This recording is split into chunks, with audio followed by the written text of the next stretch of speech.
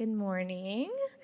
My name is Ava, and I have grown up in this church my entire life. And when I say that, I truly mean my entire life.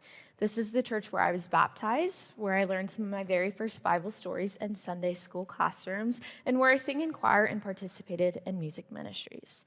This church has always been a constant, shaping my environment and surrounding me with people of faith and placing me in spaces where I was continuously exposed to truth. As I grew older, that involvement expanded. I became active in youth ministry, attended Wednesday night youth groups, participated in Coker Kids Camp, and later had the opportunity to go on our church's mission trip to Costa Rica in 2023, where I was able to serve alongside members of this congregation and experience what it looks like to live out a faith beyond the walls of this church. Each of these experiences built on one another, forming a steady and consistent foundation that would eventually become far more meaningful to me than I realized at the time. However, my journey was not one of immediate willingness or enthusiasm. In fact, some of my strongest resistance came during the years I attended Sunday school. There were many mornings when I argued with my parents about going. There were times I was frustrated, upset, or simply unwilling to be there. At that time, I did not understand the importance of it. It felt like something I was being forced to do rather than something that was benefiting me. I did not always feel engaged, and I certainly did not recognize how those moments were shaping me. Yet, despite my resistance, my parents remained consistent. They continued to bring me even when I pushed back, and even when it was difficult, or even when it seemed like I was not fully invested. And that consistency did not stop on Sunday mornings. My mom made sure faith remained present throughout the week. She took me to youth group on Wednesday nights. My family served in our community together, and she made sure that faith was not something we practiced only on Sundays. Discipleship continued at home. And I think that matters because discipleship does not begin and end inside church walls. Yes, bring your children to church, but also pray with them at home, serve with them, talk about faith throughout the week, create an environment where they consistently see what it looks like to follow Christ in everyday life. Looking back now, I can clearly see those moments were not wasted. Even when I was not fully paying attention, I was still hearing truth. And even when I was not emotionally invested, I was still being shaped by the people and the environment around me. There were teachers, leaders, and mentors who showed up week after week, consistently pouring into me. I think specifically of Miss Cheryl and Miss Wendy, who were some of my earliest Sunday school teachers and helped me build that foundation for me when I was younger. I think about Megan and Clay, who continue to show up week after week for students like me, consistently investing their time, energy, and faith into the next generation. Over time, that consistency created a foundation, one that did not depend on my feelings in the moment, but was built steadily through repeated exposure to faith, community, and guidance. It was not until later in my life that I began to fully recognize the significance of that foundation. What once felt like something I was required to do became something I deeply value. As I continued to grow, my involvement in the church deepened. What began as attending Sunday school evolved into active participation in student ministry. I became more engaged in church camps, including Coker Kids Camp, which played a major role in shaping my understanding of faith and community. Through these experiences, I built meaningful relationship with peers and leaders who modeled what it looks like to live out a Christ-centered life. These were not just events, they were spaces where I was encouraged, challenged, and gradually drawn into a more personal understanding of my faith. In 2023, I became part of a student leadership group here called Vision Team. We met once a month to help create a new chapter for our student ministry. We discussed what we wanted the future of our church ministries to look like and how we could better serve students and how we could create ministries with stronger purpose and direction. That team played a major role in helping shape our student ministry into what it is today.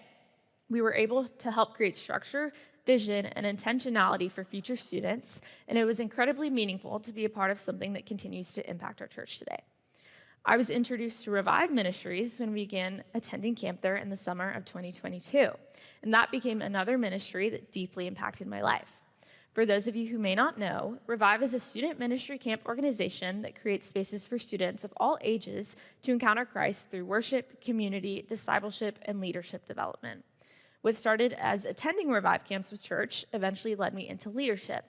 I became a member of Revive's lead team, where I had the opportunity to begin pouring into others in the same way that I had been poured into.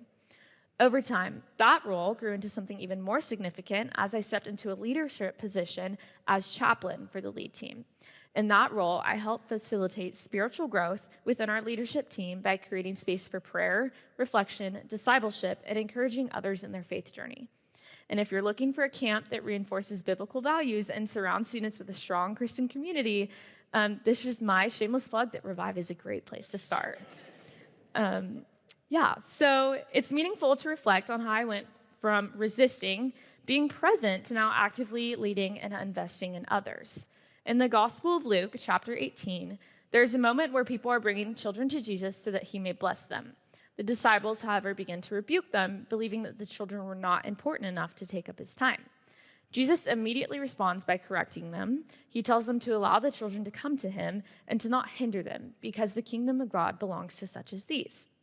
This moment is powerful because it emphasizes that children are not an afterthought in faith. They are a priority. Jesus does not say, wait until they're older or more interested. Instead, he makes it clear that they should be brought to him now. When I think about that passage, I cannot help but reflect on my own life. My parents did not allow my resistance or lack of interest to become a barrier. They did not allow me to be hindered from being in spaces where I can encounter faith. Even when I did not want to come, they continued to bring me. And even when I did not understand the purpose, they remained consistent. Because of that, I was given the opportunity to grow into my faith over time. And so this is why I want to encourage any parents, grandparents, or guardians in the room today. Continue bringing your children to church. Bring them even when they don't want to come, or when they resist or seem uninterested, or when it feels like they are not fully engaged. Because what may feel like a struggle in the moment is often part of something much greater being built over time. You're not simply asking them to attend, you're giving them the opportunity to encounter Christ and to be surrounded by a community and develop a foundation that will remain with them. If my parents had only brought me when I felt like attending, I would not be here today. It was not always something I chose, but it was something they chose for me. And now looking back, I can confidently say that that was one of the most important decisions they ever made in my life.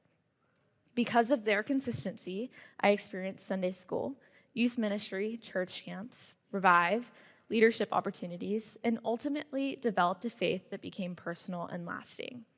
As I prepare to graduate and step into a new season of life, I recognize that the most valuable thing I am taking with me is the foundation that was built here. Not just memories or experiences, but a faith that has been developed through years of consistency, community, and guidance.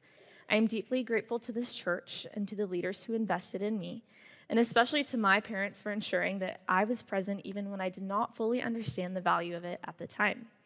To everyone in this congregation, your consistency matters more than you may realize. Keep showing up, because when you kept showing up for me, I came to know the truth of Jesus Christ.